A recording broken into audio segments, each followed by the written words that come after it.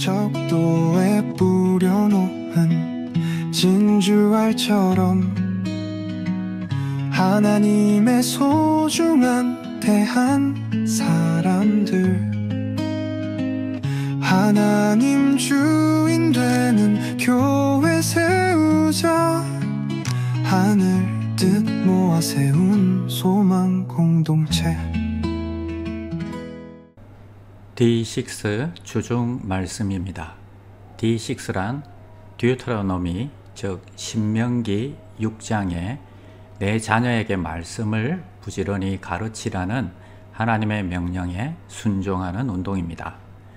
먼저 교회에서 나누어 드린 묵상집을 보시고 조용한 시간에 조용한 장소에서 성경 말씀을 자신의 목소리로 소리내어 정성껏 낭독해 보십시오. 그리고 본문 말씀도 묵상하신 이후에 여러 가지 질문을 자신에게 던져 보십시오. 그리고 이 방송을 계속 들으시기를 추천합니다. 제8편 다윗의 시. 인도자를 따라 깃딧에 맞춘 노래. 여호와 우리 주여, 주의 이름이 온 땅에 어찌 그리 아름다운지요. 주의 영광이 하늘을 덮었나이다. 주의 대적으로 말미암아 어린아이들과 젖먹이들의 입으로 권능을 세우시며 이는 원수들과 보복자들을 잠잠하게 하려 하심이니이다. 주의 손가락으로 만드신 주의 하늘과 주께서 베풀어 두신 달과 별들을 내가 보오니 사람이 무엇이기에 주께서 그를 생각하시며 인자가 무엇이기에 주께서 그를 돌보시나이까. 그를 하나님보다 조금 못하게 하시고 영화와 존귀로 관을 씌우셨나이다. 주의 손으로 만드신 것을 다스리게 하시고 만물을 그의 발 아래 두셨으니 곧 모든 소와 양과 들짐승이며 공중의 새와 바다의 물고기와 바닷길에 다니는 것이니이다. 여호와 우리 주여, 주의 이름이 온 땅에 어찌 그리 아름다운지요.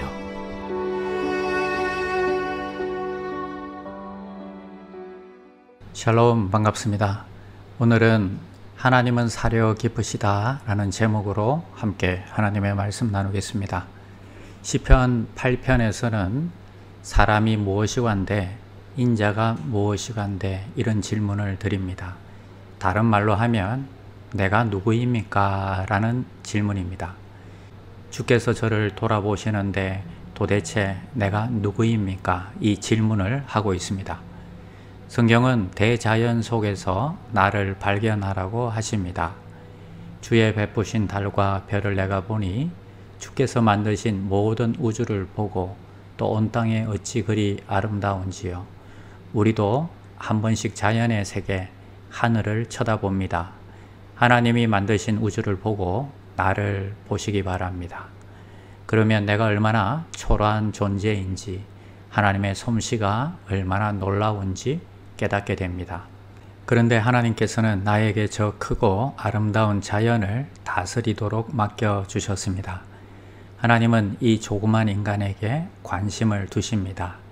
존귀와 영광으로 관을 씌우셨습니다. 우리를 존귀하게 만들어 주셨습니다. 예수님을 믿는다는 것이 무엇입니까? 십자가를 보고 나를 보는 것입니다. 나를 위해 죽으신 십자가를 보고 그리고 나를 보면 내가 얼마나 소중한 자인지 아는 것입니다. 그래서 나는 주님의 엄청난 사랑 안에 있는 자입니다. 오늘도 하나님의 사랑을 깨닫고 그 영광을 드러내며 살아가는 귀한 종들이 다 되시기를 바랍니다. 오늘 세 가지 질문을 묵상해 봅니다. 첫째는 우리가 하나님의 걸작품이라는 것을 알게 된다면 우리의 단점은 어떻게 될까요? 입니다. 인간은 하나님의 형상대로 창조된 특별한 존재입니다. 하나님은 우리에게 존귀와 영광으로 관을 씌우셨다고 하십니다. 우리는 단점과 부족한 점이 있지만 그분이 우리를 걸작품으로 보아주시고 우리는 걸작품으로 세상에 존재하는 것입니다. 우리의 약점과 단점은 종종 우리가 불완전하다는 것을 느끼게 하지만 이러한 약점은 오히려 하나님께 나아가서 그분을 더 의지할 수 있는 좋은 기회가 됩니다. 우리가 연약할 때 우리는 더욱 그분에게 가까이 나아갑니다. 따라서 우리의 약함을 통해서 오히려 하나님의 도우심을 구하고 그분의 영광을 드러낼 수 있습니다. 사랑하는 여러분, 우리의 약점은 하나님께서 사용하실 수 있는 도구가 됩니다. 오늘도 하나님께 나아가 우리의 약함을 맡기고 그분의 힘으로 살아가는 귀한 종들이 다 되시기를 바랍니다. 두 번째는 하나님의 창조한 피조물 속에서 하나님의 영광은 어떻게 드러나는가 하는 것입니다. 특별히 당신을 통해서 하나님의 영광이 어떻게 드러날 수 있습니까? 질문합니다. 피조물은 각자 다양한 방법으로 하나님의 영광을 드러냅니다. 인간과 자연이 드러내는 방법이 다를 것입니다. 높은 산이나 푸른 바다나 반짝이는 별들은 하나님이 얼마나 위대하신지를 보여주십니다.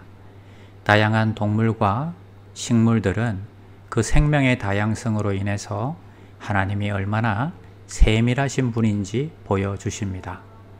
오늘 나를 통해서 사랑과 친절로 하나님의 영광을 드러낼 수 있습니다. 또는 어떤 분은 당신의 재능과 노력으로 드러낼 수 있습니다. 또 아름다운 찬양과 식당 봉사를 통해서 하나님의 영광을 드러낼 수 있습니다. 또 우리는 겸손한 마음을 통해서 하나님의 영광을 드러내기도 합니다. 내가 충분히 칭찬 들을 일을 했지만 그것을 드러내지 않고 겸손하게 행동할 때에 하나님이 나를 통해서 일하신다는 것을 세상 사람들에게 나타낼 수 있습니다. 이것도 하나님께 영광이 됩니다. 다양한 방법으로 하나님의 영광을 드러낼 수 있는 것입니다. 세 번째는 로마서 1장 19절에서 20절을 읽어보세요. 하나님에 대한 시각뿐 아니라 우리 자신에 대한 시각까지 어떻게 왜곡될 수 있습니까?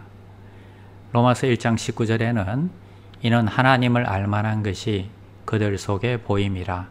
하나님께서 이를 그들에게 보이셨느니라.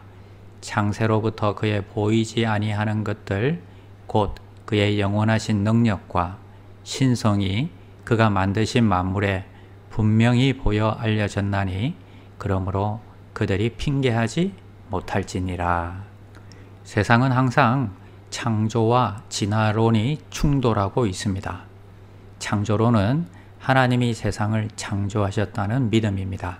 진화론은 생명체가 오랜 세월 저절로 진화하였다고 주장합니다. 두 이론은 세상이 어떻게 시작되었는지에 대한 서로 다른 설명을 제공하고 있습니다. 특히 인간 기원에 대해서 창조론은 인간은 하나님의 형상대로 걸작품으로 소중하게 만들어졌다고 합니다. 그러나 진화론은 인간이 원숭이로부터 진화되었다고 주장합니다. 어느 것을 선택하든지 자유이지만 원숭이를 조상으로 믿고 살아간다면 나와 상대방이 얼마나 소중한 존재인지는 깨닫지 못할 것입니다. 그리고 하나님에 대한 신앙도 무관심으로 멀어지게 될 것입니다. 결론적으로 진화론을 선택한다면 인간에 대한 가치를 상실하고 삶의 목적이 없이 살아가든지 오직 물질과 쾌락만을 쫓아서 사는 인생이 될 것입니다. 결론입니다. 여호와 하나님, 놀라운 능력과 사랑을 깨닫고 오늘도 내가 얼마나 소중한 존재임을 선포하고 살아갑시다. 하나님은 우리를 사랑하시고 우리는 그분의 특별한 작품이라는 것을 항상 기억합시다. 기도하겠습니다. 하나님 아버지, 감사합니다. 때때로 우리는 내가 쓸모없는 것처럼 느낄 때도 많고 내 자신을 잘못 평가할 때도 많습니다. 주의 만드신 세상을 보고 주의 사랑과 그 십자가를 보고 또 나를 볼 수 있게 하여 주시옵소서. 그 사랑을 알고 내 자신의 정체성을 다시 세우게 하여 주시옵소서. 예수님의 이름으로 기도드립니다. 아멘. 나는 죽었습니다. 제가 주인이 아니고 예수님이 저의 주인이십니다. 예수님은 십자가에서 죽으시고 부활하셨습니다.